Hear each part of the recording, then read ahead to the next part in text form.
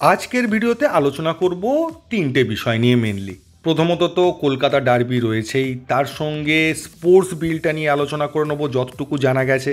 আর মেহতাব নিয়ে আপনারা বারবার প্রশ্ন করেছিলেন, অনেক কমেন্ট পেয়েছি, তার উত্তর দিয়েছি, সেটা তাও একবার বলে দেবো যে ফাইনাল অবস্থাটা কোথায়। প্রথমত যদি চলে আসি কলকাতা ডার্বি আগামীকাল অনুষ্ঠিত হতে চলেছে। মোহনবাগান ইস্টবেঙ্গল কি টিম নামায়, কোন প্লেয়ারদের ইনক্লুড করে ডার্বির জন্য স্পেশাল কোনো ইনক্লুশন হয় কিনা সেটা আমাদের দেখতে হবে। তার উপর কিছুটা ডিপেন্ড করে আছে কালকের খেলাটা কীরকম কোয়ালিটির হবে, রেজাল্ট আমি বলছি না। প্লাস যেরকম আবহাওয়া রয়েছে, আজকেও বৃষ্টি হয়েছে, কালকেও বৃষ্টি হওয়ার কথা আছে, তো মাঠ কাদায় ভর্তি থাকবে। এবার মাঠগুলো এখন যথেষ্ট বেটার, আগের মতো সেই বল ভেসে যাচ্ছে ওরকম ভয়ঙ্কর অবস্থা হয় না, তবুও কি অবস্থায় থাকবে সেটা নিয়ে একটা চিন্তা থাকছে। আর বর্ষার মাঠে খেলাটা একটু অন্যরকম হয়। আগেকার দিন হলে বলতাম যত বৃষ্টি হবে পালতোলা নৌকা তত্তর করে এগোবে, বর্ষার মাঠে মোহনবাগান অ্যাডভান্টেজ পেয়ে এসছে, এটা আমরা দেখেছি। কিন্তু এখন যে জুনিয়রদের মোহনবাগান টিম, তারা বর্ষার মাঠে খেলতে জানে বলে আমার মনে হয়নি। কারণ একটা ম্যাচই আমরা বর্ষার মধ্যে দেখেছিলাম, সেখানে বর্ষার মাঠে কীভাবে ম্যানেজ করতে হয় সে সম্পর্কে তাদের কোনো ধারণা আছে বলে কিন্তু মনে হয়নি। তো দেখা যাক কি হয়। আর সামনে কোনো সেরকম খেলা না থাকার জন্য এখন সিএফএলের ডার্বিটাই আমাদের কাছে মেন খেলার মধ্যে পড়ে যাচ্ছে।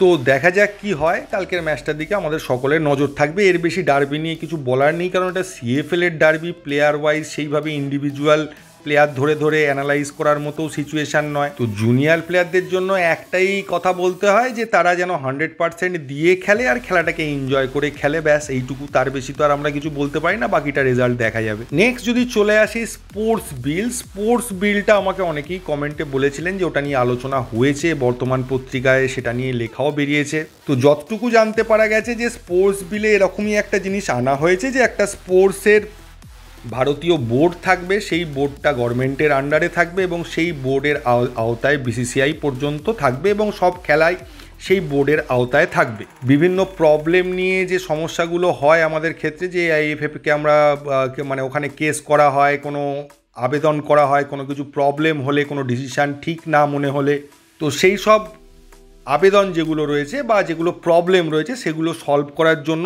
মানে ডিসিশানটা নেবে কিন্তু এই বোর্ডটা, এরকমই শোনা যাচ্ছে বা যতটুকু পড়ে বুঝলাম তার মানে তাই দাঁড়াচ্ছে। কিন্তু এখানে আপনাদের অনেকগুলো প্রশ্ন রয়েছে, কারণ কোনো দেশের গভর্নমেন্টের আন্ডারে যদি বোর্ড থাকে বা গভর্নমেন্ট যদি বোর্ডকে কন্ট্রোল করে, তাহলে ফিফা কিন্তু সেই দেশকে ব্যান করে দেয়। তবে আমি বিলের যে খসড়াটা দেখেছিলাম তাতে কিন্তু এটা লেখা ছিল যে অলিম্পিক কমিটি এবং ফিফার নিয়ম মেনেই এটা করা হবে। যদি মনে হয় যে না ফিফা এই ক্ষেত্রে ব্যান করে দিতে পারে, সেক্ষেত্রে এটা হতে পারে যে ফুটবলকে এই বোর্ডের আওতার বাইরে রাখা হলো, বা যে সমস্ত বিষয় ফিফা অন্য কারোর হস্তক্ষেপ বারণ করেছে সেই সমস্ত বিষয় ফুটবলের ক্ষেত্রে অন্তত এই বোর্ড হস্তক্ষেপ করবে না।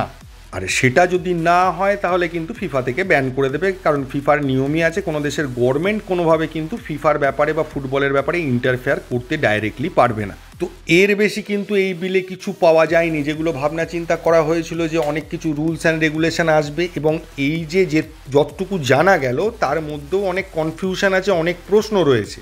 কারণ বিষয়টা কারোর কাছেই পরিষ্কার নয়। শুধুমাত্র এই কন্ট্রোল করার বোর্ড এবং তাদের আন্ডারে সমস্ত ক্রীড়া সংস্থা থাকবে, আর ডিসিশানগুলো তাদের কাছে অ্যাপিল করতে হবে, তারা ডিসিশান নেবে। এর বাইরে কিন্তু কোনো কথা এখনো পর্যন্ত শোনা যায়নি। আর নেক্সট যে ব্যাপারটা যেটা আপনারা বারবার জিজ্ঞেস করছেন, মেহতাব সিংয়ের অবস্থাটা কি, মেহতাব সিংয়ের কি মোহনবাগানে আসার এখনও সম্ভাবনা আছে না নেই, তো খুব ক্লিয়ারলি আপনাদের ব্যাপারটা বলে দিই, বিষয়টা বুঝিয়েও দিই। সেটা হচ্ছে মুম্বাই সিটি এফসি কন্ট্রাক্ট এক্সটেনশনের অফার দিয়েছে। মোহনবাগান মুম্বাই সিটিকে মেহতাবকে বিক্রি করার জন্য একটা অফার দিয়েছে। তাহলে মেহতাবের হাতে কি রয়েছে? মেহতাবের হাতে রয়েছে কন্ট্রাক্ট এক্সটেনশনে সই করা বা না করা। মোহনবাগানের সঙ্গে কিন্তু মেহতাবের সেইভাবে ডাইরেক্ট কোনো ডিল বা আলোচনার ব্যাপার নেই। মেহতাব যদি মনে করে যে আমি ডিল সাইন করব না, তাহলে সামনের বছর আমি মুম্বাই সিটি থেকে বেরিয়ে মোহনবাগানে যোগ দিতে পারি। সেক্ষেত্রে মোহনবাগানকে ট্রান্সফার ফি অত টাকা দিতে হবে না। সেক্ষেত্রে মেহতাবের স্যালারির ক্ষেত্রে বা মেহতাবকে কোনো ফিজ হিসেবে কিছু টাকা দেওয়ার ক্ষেত্রে মোহনবাগান রাজি থাকবে, কারণ এই টাকাটা তাদের খরচ হচ্ছে না, যেটা মুম্বাই সিটি এফসিকে তারা ট্রান্সফার ফি বাবদ দিত। আর মুম্বাই সিটি ওই বিষয়টা জানে। মুম্বাই সিটি জানে যদি মেহতাব কন্ট্রাক্ট এক্সটেনশন না করে, সামনের বছর মোহনবাগান ফ্রিতে পেয়ে যাবে মেহতাবকে। তো মুম্বাই সেটা চায় না। যদি কন্ট্রাক্ট এক্সটেনশন না করে তাহলে কিন্তু মোহনবাগানের কাছে মুম্বাই মেহতাবকে বেচে দেবে। আর যদি মেহতাব কন্ট্রাক্ট এক্সটেনশান করে তাহলে সেক্ষেত্রে এবছর না হলেও সামনের বছরও যদি মুম্বাইকে বেচতে হয় মোহনবাগানের কাছে মেহতাবকে, তাহলে বেশ ভালো টাকা ট্রান্সফার ফি তারা দাবি করতে পারবে। তো এক কথায় বললে মেহতাবের ডিসিশনের ওপর সব কিছু ডিপেন্ড করে আছে। মেহতাব এখনও ডিসিশান নেয়নি যে সে কন্ট্রাক্ট এক্সটেনশানে সই করবে না করবে না। আশা করি এরপরে মেহতাবকে নিয়ে আপনাদের কোনো প্রশ্ন থাকবে না। বাকিটা সময়ের সাথে সাথে আপনারা জেনে যাবেন যে মেহতাব কী করলো না করলো। তো এর বেশি কিছু বলার নেই এই ভিডিওতে, এইটুকুই। থ্যাংক ইউ, ধন্যবাদ এবং জয় মোহনবাগান।